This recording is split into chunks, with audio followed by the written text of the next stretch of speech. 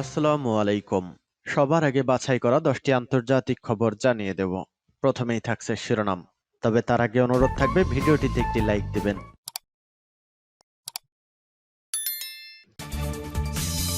পুরোদমে ইসরায়েল ফিলিস্তিনি যুদ্ধ চলছে, জানিয়ে দিব হাতে থাকা গুরুত্বপূর্ণ আপডেট আন্তর্জাতিক সংবাদ। প্রথমেই সংবাদ শিরোনাম। রাশিয়া ইউক্রেন ও হামাস ইসরায়েল যুদ্ধ কি তৃতীয় বিশ্বযুদ্ধের ঝুঁকি বাড়াচ্ছে? এরপর জানিয়ে দিব হামলা হলে ছাড় দিব না বাইডেনকে ইরান। এদিকে গাজায় অভিযানে 218 ইসরায়েলি সেনা নিহত। এরপর জানিয়ে দিব এবার যুক্তরাজ্যের রণতরীতে হামলার হুঁশিয়ারি ইয়েমেনিদের।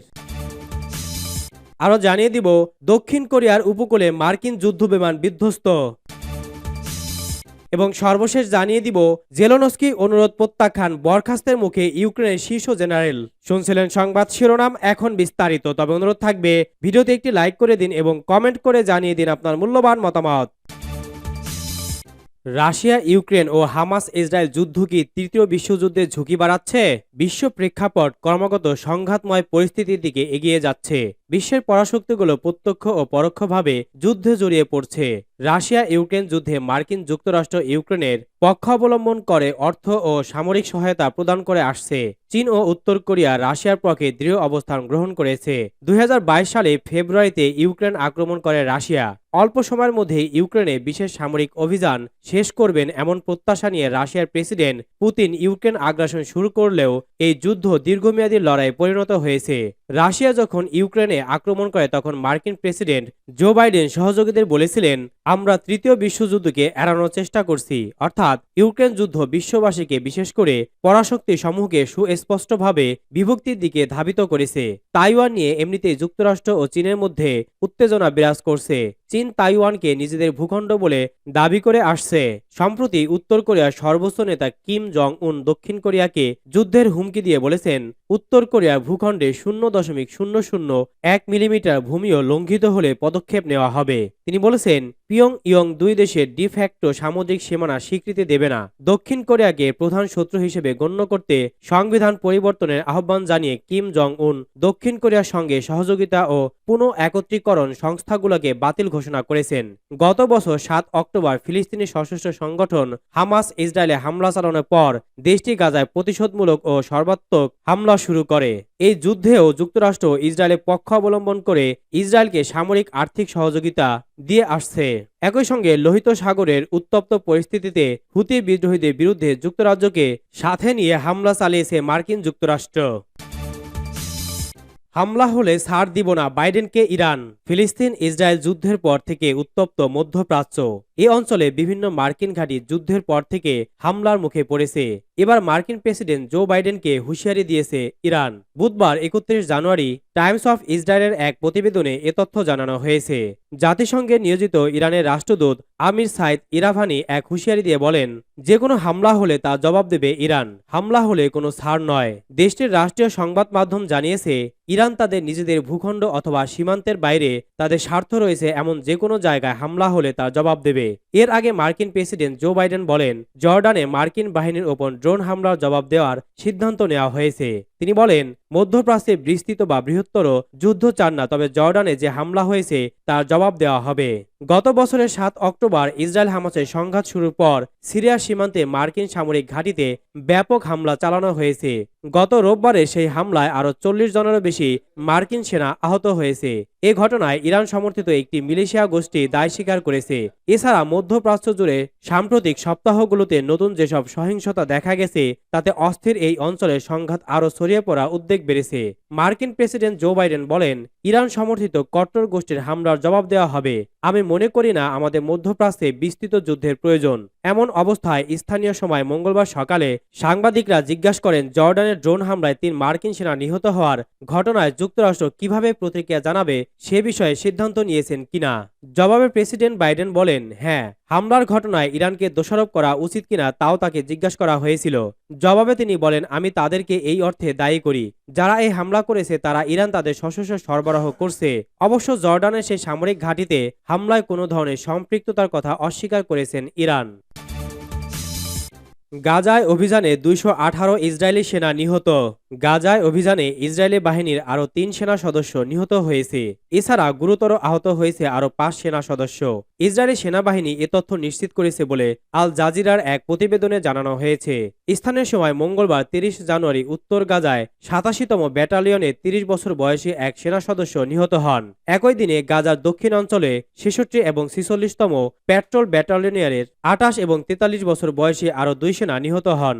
জাতিসংঘের এক প্রতিবেদন অনুযায়ী গাজায় সংঘাত শুরুর পর থেকে এখন পর্যন্ত ২১৮ সেনার সদস্য নিহত হয়েছে। এছাড়া আহত হয়েছে আরও ১,২৮৩ জন। এদিকে প্রায় ২ মাস আগে একটি মার্কিন পত্রিকার এক প্রতিবেদনে জানানো হয়েছিল যে গাজায় হামাসের টানেলে সাগরের পানি ঢালা হচ্ছে। এতে করে এসব টানেল প্লাবিত হলে বিপাকে পড়বে হামাসের সদস্যরা। যদিও সে সময় ইসরায়েলি বাহিনী এই খবর অস্বীকার করেছিল, কিন্তু সম্প্রতি ইসরায়েলি সেনারা নিশ্চিত করেছে যে কয়েক সপ্তাহ ধরে গাজায় হামাসের টানেলগুলোতে সাগরের পানি ঢালা হচ্ছে। হামাসকে বাইরে বের করে নিয়ে আসতে গাজায় টানেলের মধ্যে পানি ঢালতে শুরু করেছে ইসরায়েল। এই অভিযানে ইসরায়েলি প্রতিরক্ষা মন্ত্রণালয়ের সঙ্গে দেশটির সেনাবাহিনীর সমন্বয়ে তৈরি করা বিভিন্ন মেশিন এবং সরঞ্জাম ব্যবহার করা হচ্ছে। ডিসেম্বরে এই খবর ফাঁস হয় যে ইসরায়েলিরা এ ধরনের ব্যবস্থায় আগ্রহী। ওই খবর প্রকাশের ঠিক একদিন পরে ইসরায়েলি সেনাপ্রধান হার্জি হালেভি এক ভালো ধারণা বলে অভিহিত করেন। তিনি সে সময় বলেন, সেনাবাহিনীকে সহায়তা করবে এমন যে কোনো কিছুই তারা বিবেচনা করছেন। তবে ইসরায়েলি সেনাবাহিনী বরাবরই বলে আসছে যে গাজার এসব টানেলে ইসরায়েল থেকে অপহরণ করা ১৩৬ বন্দীকে আটকে রাখা হয়েছে। এবার যুক্তরাজ্যের রণতরীতে হামলার হুঁশিয়ারি ইয়েমেনিদের। এবার যুক্তরাজ্যের বিরুদ্ধে নতুন হুঁশিয়ারি দিয়েছে ইয়েমেনের বিদ্রোহী গোষ্ঠী হুতিরা। দলটি মার্কিন ব্রিটিশদের রণতরীতে হামলা চালানোর কথা জানিয়েছে। বুধবার ৩১ জানুয়ারি বার্তা সংস্থা রয়টার্সের এক প্রতিবেদনে এ তথ্য জানানো হয়েছে। হুতিরা জানিয়েছে তারা এবার লোহিত সাগরে মার্কিন ও ব্রিটিশদের রণতরীতে হামলা চালাতে পারে। আত্মরক্ষার জন্য এ হামলা চালানো হবে বলে জানিয়েছে গোষ্ঠীটি। এক বিবৃতিতে হুতিদের মুখপাত্র জানান, আমেরিকা ও ব্রিটিশ রণতরী এ আগ্রাসনে অংশ নিয়েছে। তারা দেশটিকে লক্ষ্য করে হামলা চালিয়ে আসছে। দলটি মার্কিন রণতরী ইউএসএস গ্রেভলিকে লক্ষ্য করে মঙ্গলবার ক্ষেপণাস্ত্র ছুড়েছে বলেও বিবৃতিতে উল্লেখ করা হয়েছে। মার্কিন সেন্ট্রাল কমান্ড জানিয়েছে হুতিদের ছোড়া এই ক্রুজ মিসাইল ভূপাতিত করা হয়েছে। ইয়েমেন থেকে তাদের জাহাজকে লক্ষ্য করে ছোড়া ক্ষেপণাস্ত্রে কোনো ক্ষয়ক্ষতি হয়নি। এর আগে গত ২৯ জানুয়ারি হুতিদের পরিচালিত আল মাসিরা টেলিভিশন জানিয়েছে ইয়েমেনের প্রধান তেল রপ্তানি বন্দর রাস ইসায় হামলা চালিয়েছে যুক্তরাজ্য। বন্দরটি ইয়েমেনের প্রধান তেল রপ্তানি টার্মিনাল হিসেবে পরিচিত। প্রতিবেদনে বলা হয়েছে বন্দরটিতে ২টি বিমান হামলা চালানো হয়েছে, তবে এ বিষয়ে বিস্তারিত কিছু জানানো যায়নি।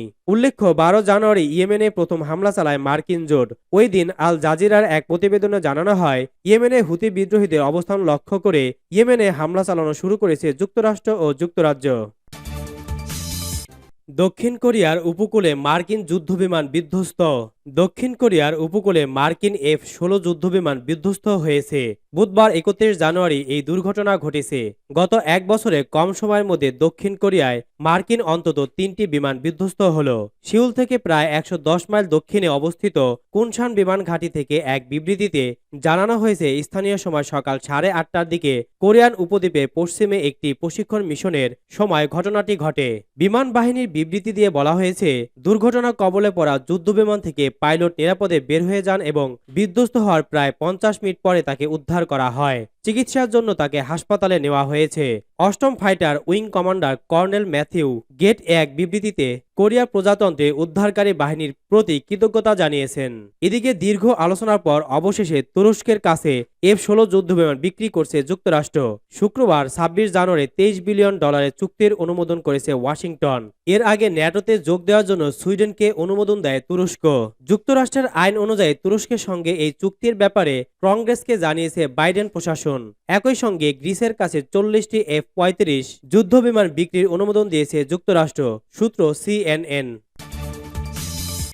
জেলেনস্কি অনুরোধ প্রত্যাখ্যান, বরখাস্তের মুখে ইউক্রেনের শীর্ষ জেনারেল। ইউক্রেনের প্রেসিডেন্ট ভলোদিমির জেলেনস্কি তার সবচেয়ে সিনিয়র সামরিক কমান্ডার ভ্যালেরি জালুঝনিকে সোমবার পদত্যাগ করতে বলেছিলেন, কিন্তু জনপ্রিয় জেনারেল তার এই প্রত্যাখ্যান করেছিলেন। ফলে জালুঝনিকে বরখাস্ত করা হবে বলে জল্পনা শুরু হয়েছিল।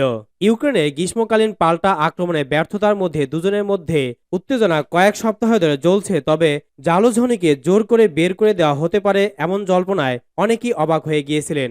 ইউক্রেনের বিরোধী দলীয় এমপি এবং জেনারেলের মিত্র ওলেক্সি গনচারেস্কো গার্ডিয়ানকে বলেছিলেন যে তিনি বুঝতে পেরেছিলেন গতকাল প্রেসিডেন্ট জালুঝনিকে পদত্যাগ করতে বলেছিলেন, কিন্তু তিনি তা করতে অস্বীকার করেছিলেন। তিনি এ দ্বন্দ্বের জন্য ব্যক্তিত্বের সংঘর্ষকে দায়ী করেছেন। ব্যক্তিগতভাবে আমি মনে করি এটি একটি খারাপ ধারণা। তাদের মধ্যে মৌলিক কোনো সমস্যা নেই, তবে জেলেনস্কির কার্যালয় উদ্বিগ্ন যে জালুঝনি সামরিক বিবৃতি নয়, রাজনৈতিক বক্তব্য দিচ্ছেন, গনচারেস্কো বলেছেন। সোশ্যাল মিডিয়ায় সোমবার বিকালে জালুঝনিকে জোর করে বের করে দেওয়া হতে পারে এমন জল্পনা ছড়িয়ে পড়ে। কয়েক ঘন্টা পরে প্রতিরক্ষা মন্ত্রণালয় কাটুভাবে প্রতিক্রিয়া জানায়, প্রিয় সাংবাদিকরা, আমরা অবিলম্বে সবাইকে জানাচ্ছি না এটি সত্য নয়। বিষয়টি এখানে শেষ হবে তা স্পষ্ট নয়। গনচারেস্কো বলেছিলেন যে জেলেনস্কি জালুঝনিকে বরখাস্ত করতে পারেন এবং প্রতিস্থাপন করতে পারেন এমন একটি প্রক্রিয়া যার জন্য প্রতিরক্ষা মন্ত্রীর সমর্থন প্রয়োজন, জনসাধারণ এবং আন্তর্জাতিক প্রক্রিয়া মূল্যায়ন করার পরে।